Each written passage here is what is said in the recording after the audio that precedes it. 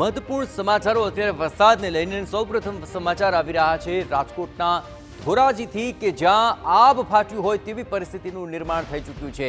વિગતો મળી રહી છે તે અનુસાર ધોરાજી તાલુકાના છાડ વાવદરમાં આબ ફાટ્યું છે અને ગામમાં 3 કલાકમાં 12 ઇંચ જેટલો અનરાધાર વરસાદ ખાબક્યો છે। આ ધોધમાર વરસાદથી જળબંબાકારની છે પરિસ્થિતિ। ભારે વરસાદ વરસતા ગામ આખું જાણે કે જળમગ્ન થઈ ચૂક્યું છે અને ગામમાંથી નદીઓ વહેતી હોય તેવા આ દ્રશ્યો સામે આવી રહ્યા છે। તો ભારે વરસાદનો દોર યથાવત રહ્યો છે અને હવે ધોરાજીના આ છાડ વાવદર ગામના આ દ્રશ્યો આપ જોઈ રહ્યા છો કે જ્યાં બારે મેઘ ખાંગા થયા હોય તેમ અનરાધાર વરસાદ તૂટી પડ્યો અને તેને કારણે આખું એ ગામ જાણે કે જળમગ્ન થઈ ગયું છે। આ પાણીનો તેજ પ્રવાહ આખા ગામ પર ફરી વળ્યો છે અને છાડ વાવદરની અંદર ચારે તરફ બસ પાણી જ પાણી જોવા મળી રહ્યું છે।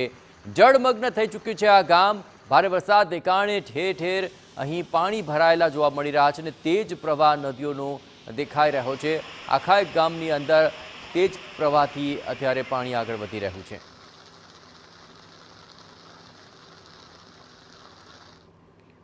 અત્યારે રાજકોટના ધોરાજીનો ભાદર 2 ડેમ ઓવરફ્લો થઈ ચૂક્યો છે અને ભાદર 2 ડેમ સતત બીજી વખત ઓવરફ્લો થયો છે। ડેમ ભરાઈ જતા ખેડૂતોમાં ખુશીની લહેર છે।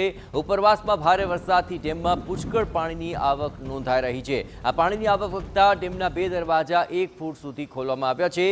2600 ક્યુસેક પાણીની આવક થઈ છે અને એટલી જ જાવક પણ નોંધાઈ રહી છે। માણાવદર, કુતિયાણા અને પોરબંદર સહિત 19 ગામોને એલર્ટ કરવામાં આવ્યા છે। ધોરાજીથી પોરબંદર સુધીના ભાદર નદીના કાંઠાના ગામોને પણ સતર્ક કરવામાં આવ્યા છે। નદીના પટમાં અવરજવર ન કરવા ડેપ્યુટી કલેક્ટરે ખાસ અપીલ કરી છે।